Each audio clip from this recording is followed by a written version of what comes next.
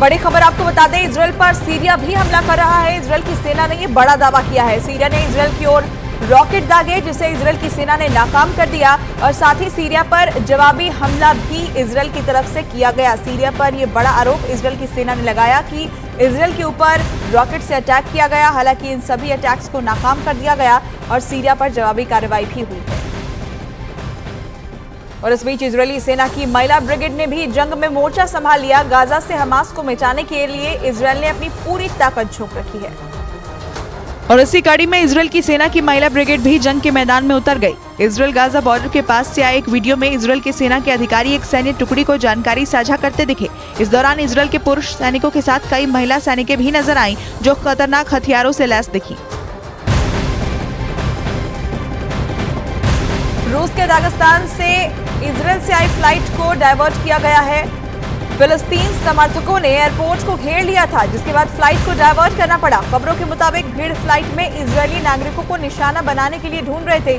Video में साफ देखा जा सकता है कि फिलिस्तीन समर्थकों को फ्लाइट के बारे में जैसे ही जानकारी मिली, लोग टर्मिनल और हवाई पट्टी पर तोड़फोड़ करने लगे, जिसके बाद तेल अवीव से आई फ्लाइट को दूसरे एयरपोर्ट के लिए डायवर्ट करना पड़ा। वहीं दूसरी ओर हंगामे को देखते हुए एयरपोर्ट को भी फिलहाल बंद किया गया है। इजरायली नागरिकों को निशाना बनाने का ये बड़ा गंभीर आरोप लगा है। रूस में इजरायल से आई फ्लाइट को डायवर्ट किया गया है। फिलिस्तीनी समर्थकों के हंगामे के बाद फ्लाइट को डायवर्ट किया गया। वहां हवाई पट्टी पर तोड़फोड़ भी की गई और हंगामा किया गया, जिसकी तस्वीरें सामने आई हैं। इसके बाद आपको ये भी बता दें कि एयरपोर्ट को भी फिलहाल एहतियातन वहां बंद करना पड़ा है। किस तरीके से यहाँ हंगामा किया गया और झड़प भी हुई, तोड़फोड़ की गई, उसकी कुछ तस्वीरें सामने आई है। और ये तस्वीरें बता रही है कि रूस में जो हुआ वो सही नहीं था और इसकी वजह से इसकी निंदा भी की जा रही है। फिलिस्तीन समर्थक जो थे वो इजरायल के नागरिकों को जैसे ही उन्हें जानकारी मिली कि इजरायल के नागरिक वहां पहुंच रहे हैं, उन्हें निशाना बनाने की फिराक में थे और यही वजह रही कि फ्लाइट को डायवर्ट कर दिया गया। लेकिन किस तरीके से एयरपोर्ट के अंदर, रनवे पर, वहां हवाई पट्टी पर और बाहर कैसे तोड़फोड़ की गई है, उसकी कुछ झलक सामने आई है। यहाँ भीड़ की तादाद आप देख सकते हैं। जोरदार हंगामा किया गया, सामानों को नुकसान वहां पहुंचाया गया है। उनके निशाने पर दरअसल इजरायल के नागरिक थे।